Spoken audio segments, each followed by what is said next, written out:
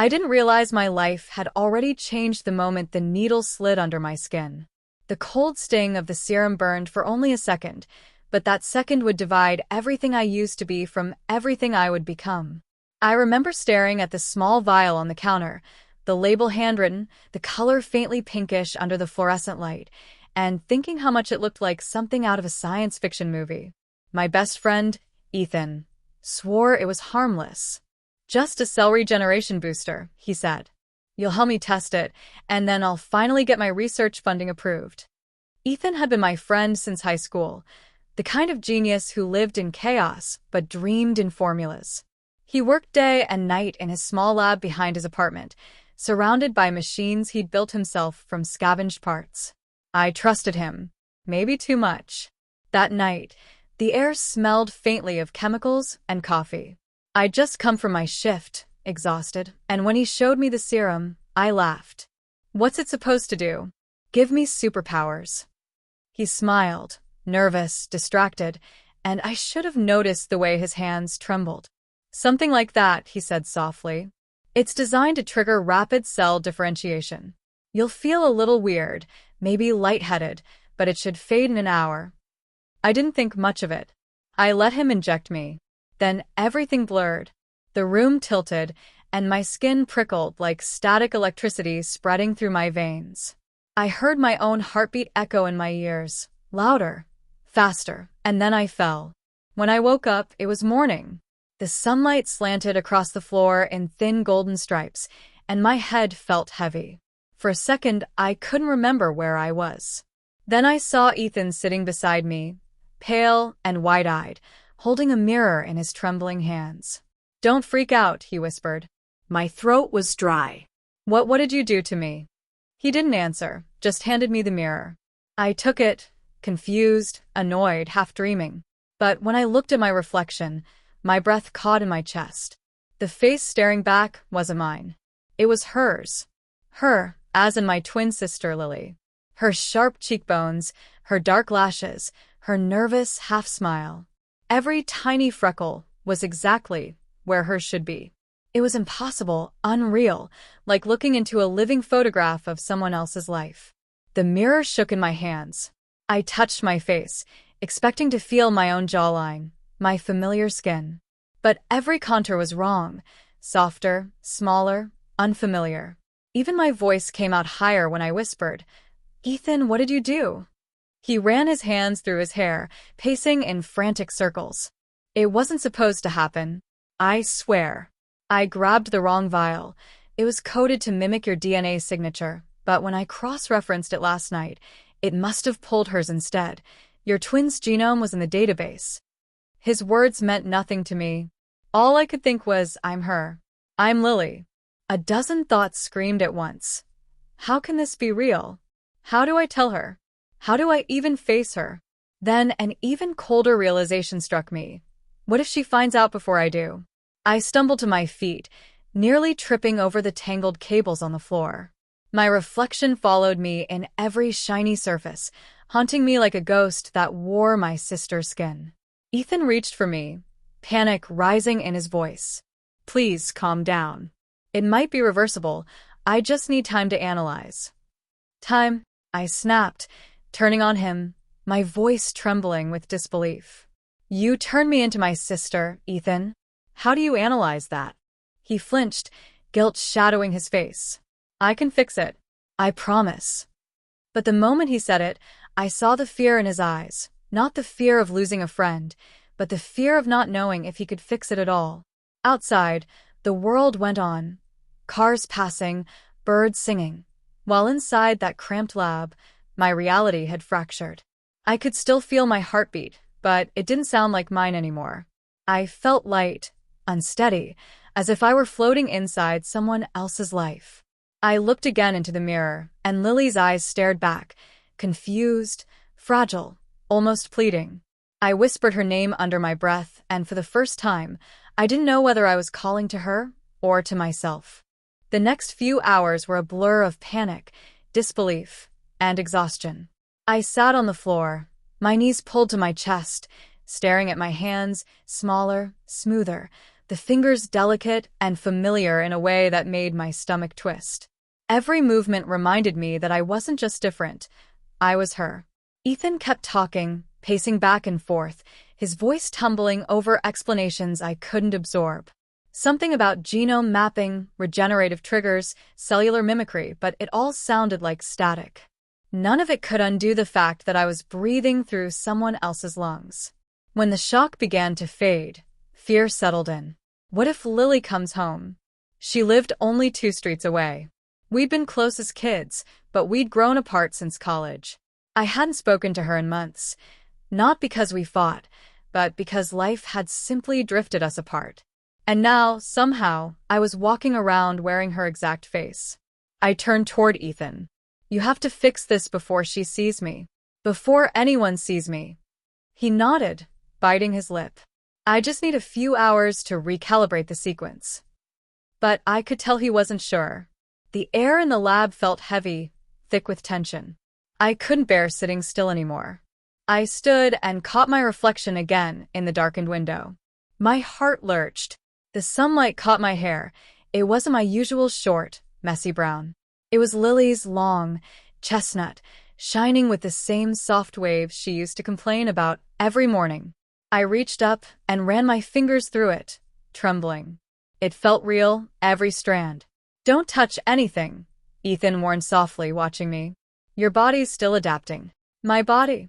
I whispered, my voice cracking with disbelief. Ethan, this isn't my body. He looked away. I know, but it's stable now. That's the good news. Good news. I laughed, hollow and hysterical. I can't walk out there like this. What am I supposed to say if someone recognizes me? He hesitated, then said quietly, then maybe don't go out yet. That suggestion made sense, but being trapped in that lab felt like suffocating. The walls were closing in, the fluorescent light buzzing too loud. I grabbed his hoodie from the chair, pulled the hood over my head, and pushed open the door before he could stop me. The chill of morning air hit my skin like a slap. The city looked the same, normal, indifferent, but I wasn't. I kept my head down, every step uncertain, feeling like an imposter in my own life. People passed by without a second glance. A woman at the coffee stand smiled and called, "Morning, Lily." I froze. My blood turned cold. She thought I was her. I mumbled something incoherent and walked faster, my pulse pounding. It was a surreal kind of terror, the kind where the world recognized you, but you didn't recognize yourself. By the time I reached the small park near our old neighborhood, my legs were shaking. I sat on a bench, hiding behind the hood, breathing hard. My mind spun with questions. Could Lily feel something wrong? Could she sense it? What if we were connected somehow? I closed my eyes, trying to think. I'd seen strange things before. Ethan's experiments were always unpredictable, but this was something else entirely. There was no way I could go home like this. No way I could face her. And yet, a part of me needed to see her, to prove to myself that she still existed, that I hadn't replaced her somehow. I pulled out my phone with trembling hands. Her number was still saved, though I hadn't used it in months. My thumb hovered over the screen. Before I could press call, someone shouted from behind me, "Lily? Hey!" The voice was warm, surprised, familiar. I turned, heart hammering. It was Emma, Lily's best friend since high school. She was already jogging toward me, waving. "I thought that was you. Haven't seen you in forever." My mind went blank. I forced a weak smile, praying she wouldn't notice how awkward I was. Yeah. Hi." I stammered, my voice automatically slipping into a higher pitch that didn't sound like me at all, but did sound exactly like Lily. Emma grinned. "You okay? You look like you've seen a ghost." "Just tired," I said quickly, trying to sound casual. She tilted her head. "Still at the same place downtown?" I froze again. I had no idea where Lily worked now. My silence stretched a second too long, and Emma frowned slightly. "You're acting weird." Panic surged through me. I forced a laugh, waving it off. "Sorry, long night." Her suspicion softened. "Well, get some rest, okay? Don't disappear again." She smiled, gave me a quick hug, and walked off. Her touch lingered. For that brief second, I'd been seen as Lily, not questioned, not doubted. The world had accepted me as her without hesitation. It was terrifying and strangely intoxicating. When I got back to Ethan's place, he was sitting at his desk surrounded by empty coffee cups, typing furiously. "Where were you?" he demanded. "Out," I muttered, sinking onto the couch. People recognized me as her. He stopped typing, staring at me. That means the molecular mapping was total. Every cell, every detail, it's perfect. Perfect. I snapped. "I'm living as someone else, Ethan." "How is that perfect?" He rubbed his temples.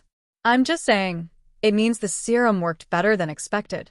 I can reverse it, but I'll have to isolate her DNA first. That means I need my sister." I finished quietly. He nodded. The room fell silent.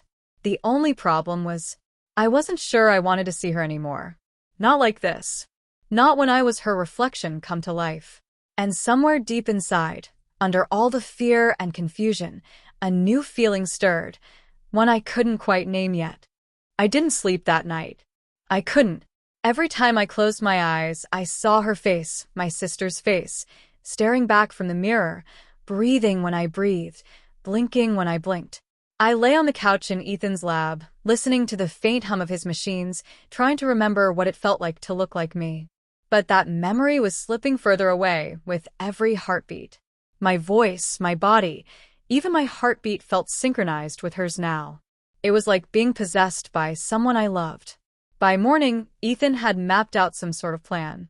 "I need a fresh sample from Lily," he said, his eyes bloodshot from working through the night. "A strand of her hair, a bit of skin tissue, anything.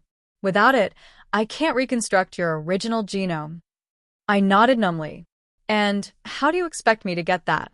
I can't just walk into her house looking like—" I gestured helplessly at myself. "Her." He looked uncertain for a moment, then said, "Maybe you can. If she sees you, she'll believe she's looking at her reflection. We can use that to get close enough." The thought made my stomach twist. I hadn't spoken to Lily in months. We'd always been close as kids, inseparable even. But after Mom passed away, something in both of us broke. She turned inward. I tried to escape everything by drowning myself in work. We'd grown apart quietly, without ever meaning to. Now I was about to knock on her door as her clone. Ethan drove me there in silence. Every bump in the road felt amplified. The city outside looked the same, but the people seemed different now. Strangers who might look at me and see someone I wasn't. When we pulled up to Lily's apartment, I hesitated before getting out. "She's your sister," Ethan said gently. "Just try to stay calm. The serum binds to emotional triggers, and if your stress spikes, it could cause instability." "Instability?" I echoed nervously. "Your molecular form might fluctuate. Small things, eye color shifts, maybe hair texture." I took a deep breath. "So, basically, if I panic, I might glitch." "Exactly," he said. I swallowed hard and stepped out of the car. The morning was quiet, sunlight filtering through the trees, the smell of rain still fresh in the air. Every step toward her door made my pulse quicken. I lifted my hand to knock, and froze when the door opened before I could. She was standing there. Lily. Her hair tied in a messy bun, wearing a loose sweater and tired eyes. She blinked at me, confusion flickering across her face, then something like fear. What is this?" she whispered, stepping back. "Who are you?" For a second, I couldn't speak. Seeing her was like looking into a mirror that breathed differently. My throat tightened. "Lily," I managed. "It's me." Her expression hardened. "That's not funny. What kind of prank?" "It's not a prank," I said quickly, tears stinging my eyes. "It's me. It's your brother. Ethan, he made a mistake. The serum." She froze, her mouth opening slightly. "You sound like him," she said softly. She stopped, shaking her head. "No. That's impossible." "I wish it were," I whispered. For a moment, neither of us moved. I could see her studying me, her eyes scanning every detail of my face, as if searching for proof that this was real or a dream. Her hand trembled as she reached out, hesitating before her fingers brushed my cheek. Her touch was gentle, uncertain. "Oh my God," she breathed. "You even feel real." "I am real," I said, my voice cracking. "I don't know how, but Ethan injected me with something. He said it was a regeneration serum. It copied your DNA instead of mine. I woke up like this." She stepped back, trying to process it. Her face shifted between disbelief and pity. "So, you're telling me my own brother is standing in front of me wearing me?" "Not wearing," I said quietly. "Being." That word hung in the air, heavy and wrong. She ran a shaky hand through her hair and exhaled. "This is insane. You need to fix this. Now." "I'm trying," I said. "Ethan needs your DNA sample. That's the only way." Her arms folded, defensive. "So you came here to steal my hair?" I flinched. "Lily, please. I didn't mean." She cut me off with a bitter laugh. "You disappear for months, and now you show up looking like me, asking for my DNA? Do you realize how insane that sounds?" "I know how it sounds," I snapped, tears welling up. "But I'm not lying. I didn't ask for this." For a long moment, we just stared at each other. And then something shifted in her expression, a faint tremor of empathy, maybe recognition.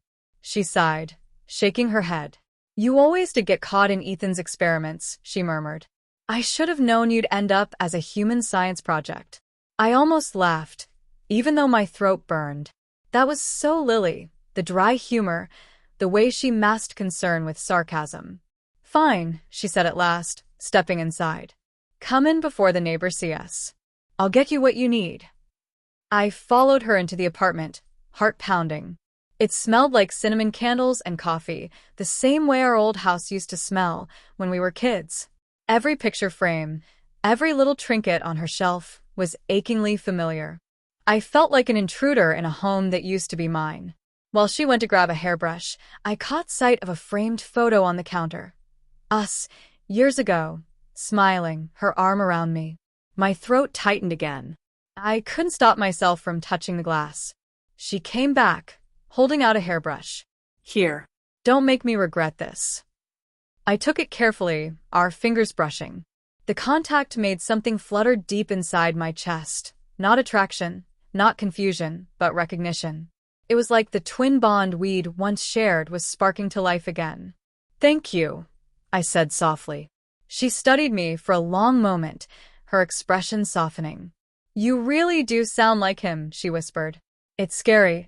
"I am him," I said, almost pleading. "I'm still here, Lily. Just in a body that shouldn't be mine." Her eyes glistened, but she looked away quickly. "Then we'll fix it," she said quietly. "We'll fix you." But something in her tone didn't sound convinced, and neither was I. Because deep down, for the first time since it happened, I wasn't sure I wanted to go back. Back in Ethan's lab, the hum of the machines was louder than before, or maybe my nerves were just more sensitive now. Every small sound crawled under my skin. The mirror across the room caught a flicker of movement, and for a brief second, I thought Lily had followed me, but it was only me again, her reflection living in my body. I turned away from it. Ethan was already scanning the hairbrush, his fingers flying across the keyboard. "This should give me enough genetic reference points," he muttered. "If I can isolate her genome from yours, I can restabilize your original sequence." I tried to listen, but my mind kept drifting back to Lily, her expression when she'd seen me, that fragile disbelief that turned into something softer. The way she said, "We'll fix you," as if she wasn't sure she believed it herself. I found myself wondering what she was doing now. Was she staring into her mirror, wondering if she still looked like herself? Did she feel the same uneasy connection I did? I didn't tell Ethan about the other part, the strange pull I felt when she was near me, like a silent echo running through my blood. It wasn't physical. It was something deeper, something that whispered that we were connected now in ways we never were before. "Hey," Ethan's voice snapped me back. "You okay?" I blinked. "Yeah, just thinking." He frowned, studying me for a moment. "You're quiet. That's not like you. I guess it's not, I said, though my own voice sounded unfamiliar again. Softer. More measured. More her. He hesitated, then said, there might be some neurological resonance. The serum doesn't just replicate physical structure, it can copy hormonal and neural patterns too. I looked up sharply. What are you saying? I'm saying your brain might be syncing with her physiology. You could experience emotional overlays, memories, instincts, maybe even preferences that aren't entirely yours. I stared at him, trying to absorb that. So, what? I'm starting to think like her? Not exactly. It's more like your brain's tuning itself to the pattern of her biology. It might blur your sense of identity a bit, but it should fade when I reverse the process. Should fade, I repeated, my stomach tightening. That's reassuring. He gave a small, uneasy smile and went back to work, leaving me alone with that thought. The hours dragged by. I sat by the window, watching the gray sky darken into evening, my reflection faint in the glass. The person looking back at me had Lily's calm, gentle eyes, but behind them, I could still feel me fighting to stay anchored. At one point, Ethan dozed off at his desk. I slipped outside quietly, needing air. The night was cool, a faint drizzle misting the streets. I pulled my hood up and walked aimlessly, my thoughts looping over everything that had happened. The longer I stayed like this, the more natural the movements felt. The way my hands brushed my hair aside, the way I crossed my arms when I felt cold. They weren't deliberate gestures. They just happened.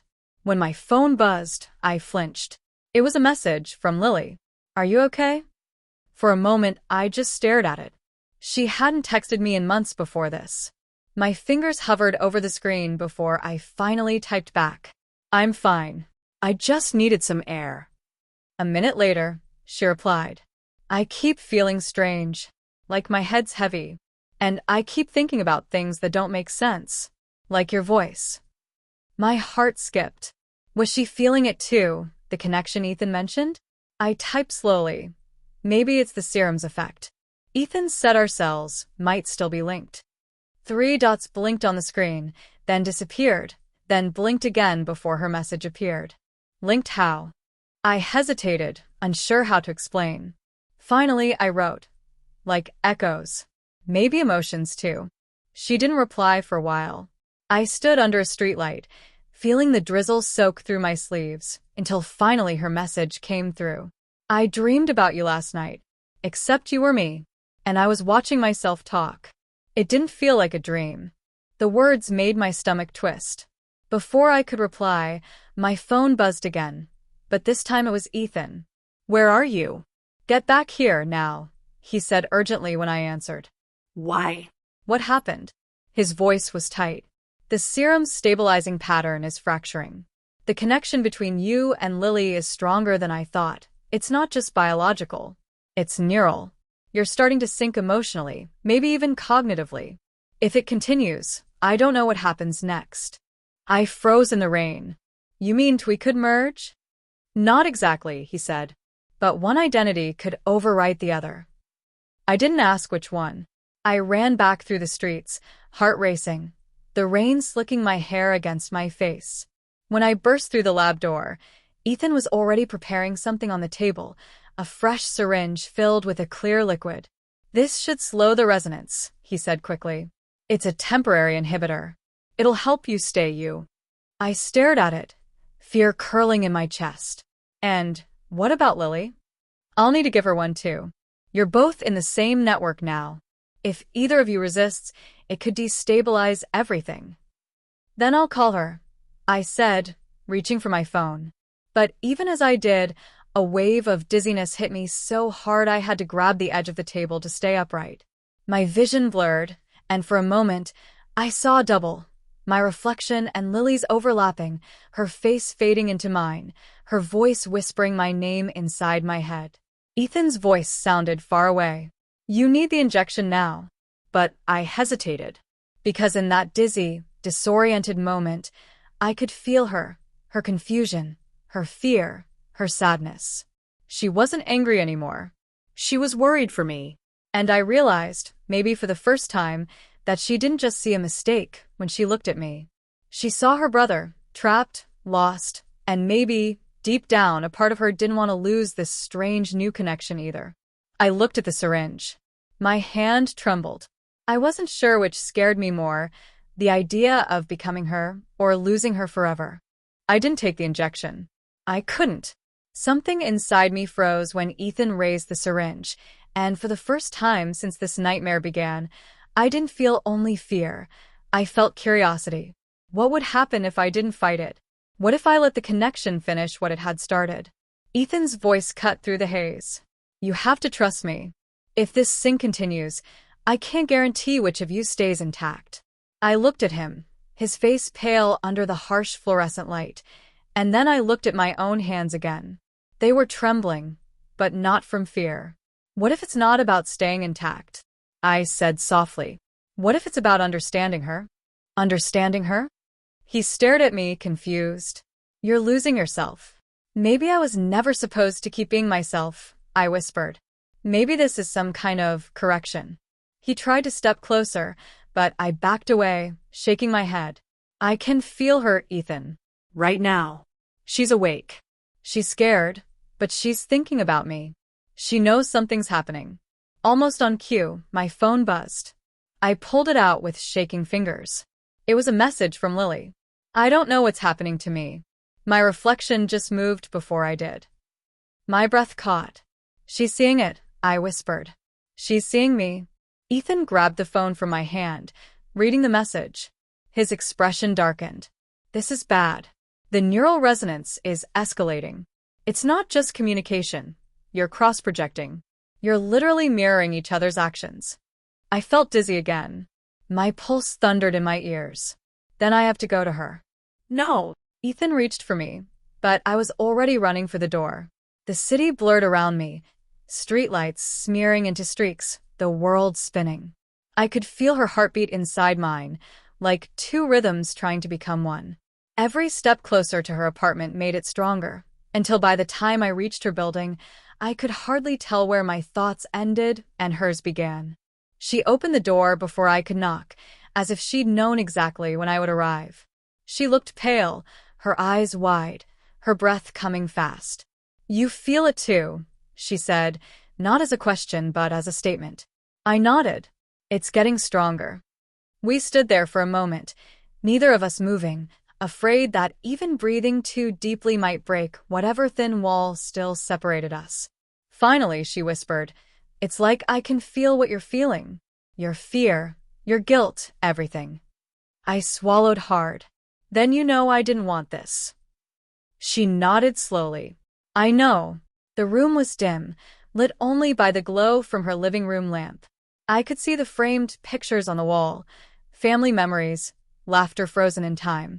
We both turned to look at the same photo, the two of us as kids, playing by the lake. I didn't have to say what I was thinking. She already knew.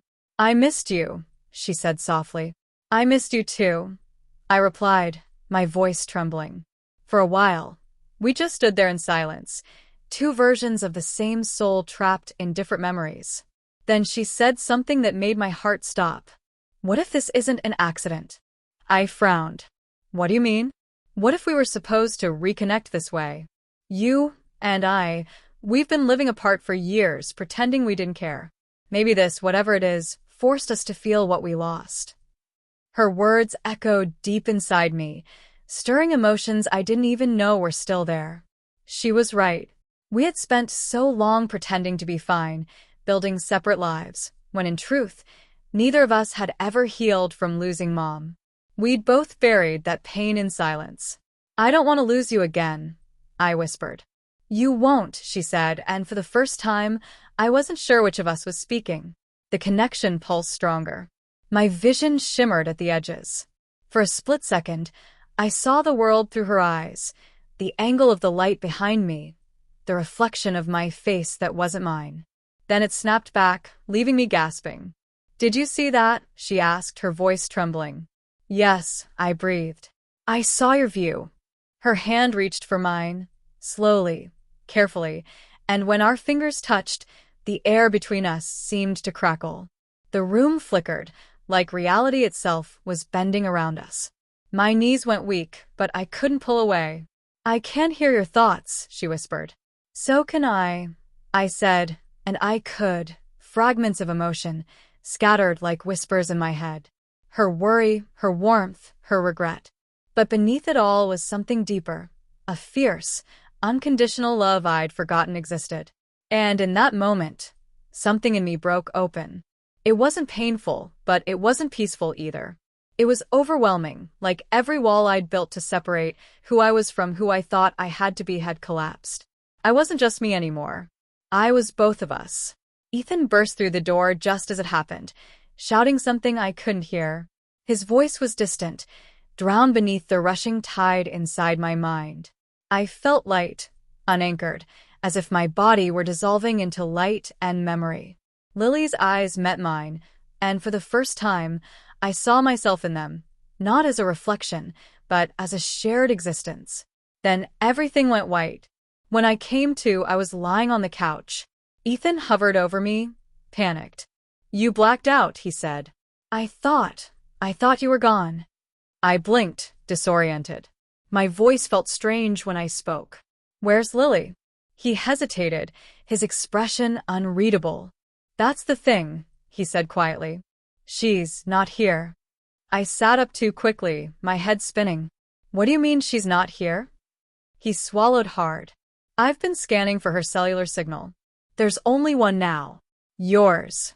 I stared at him, uncomprehending. "You mean?" He nodded slowly. "You've merged." My breath caught. I looked down at my hands, then at the reflection in the dark window across the room. The face staring back wasn't exactly Lily's anymore, but it wasn't entirely mine either. It was both. And for the first time since it all began, I didn't feel like I'd lost something. I felt whole. The first time I saw the two of us standing side by side again, it was like facing a living paradox. Me and her, no me and myself. Same eyes, same mouth, same freckles near the temple. Except her smile still had that mischievous spark, and mine carried the weight of everything we'd been through. "See," Mia said softly, brushing her hair back as we stood before the mirror. "You're complete now. Different, but not broken." Complete. The word echoed through me. I'd spent so many nights resenting the reflection, resenting her for pulling me into that chaotic experiment, resenting fate for rewriting my existence. But now, as I stared at us, I realized something terrifyingly beautiful. I no longer missed the boy I used to be. I missed the feeling of certainty, but not the form itself. My voice, calm and steady, surprised me. "You know, maybe this was supposed to happen." She smiled faintly. "You think destiny had a syringe in hand?" I laughed, for the first time without tension tightening my throat. The sound was lighter now, different, but mine. "Maybe it just wanted to teach me who I really was. You said once that science reveals truth. Maybe this was my truth." Weeks turned into months. The world eventually stopped staring. People got used to calling me by my new name, sometimes even I forgot it hadn't always been mine. I learned how to exist without overthinking every motion, every tone of voice, every glance. But there were still quiet moments, late at night, when I'd sit by the mirror and whisper the name I was born with, just to remind myself that he existed once, that he wasn't erased, only transformed. Sometimes Mia would pass by the doorway and catch me doing it. She never interrupted. She knew I wasn't mourning. I was remembering. The serum had been a mistake, an accident born of science, but what it did to me went far beyond biology. It forced me to rebuild my sense of self from the inside out. And maybe that's what being human is, a constant transformation, even without serums, even without science. The day I finally called myself her twin, aloud, Mia's eyes softened with something like pride. "You mean it?" she asked quietly. I nodded. "I think I do." She hugged me, and for the first time since it all began, I didn't feel like two souls trapped in one story. We were just two sisters, bound by something neither of us could ever explain, yet neither of us would undo. Life didn't return to normal, it created a new version of normal. one that fit me better than I ever expected. When I pass by mirrors now, I don't see confusion or loss. I see the reflection of someone who survived a rewrite and found peace inside the pages. And if there's one thing I've learned, it's this. Sometimes the wrong serum doesn't destroy you. It just reveals who you were meant to be all along. Thanks for watching. Please subscribe to our channel.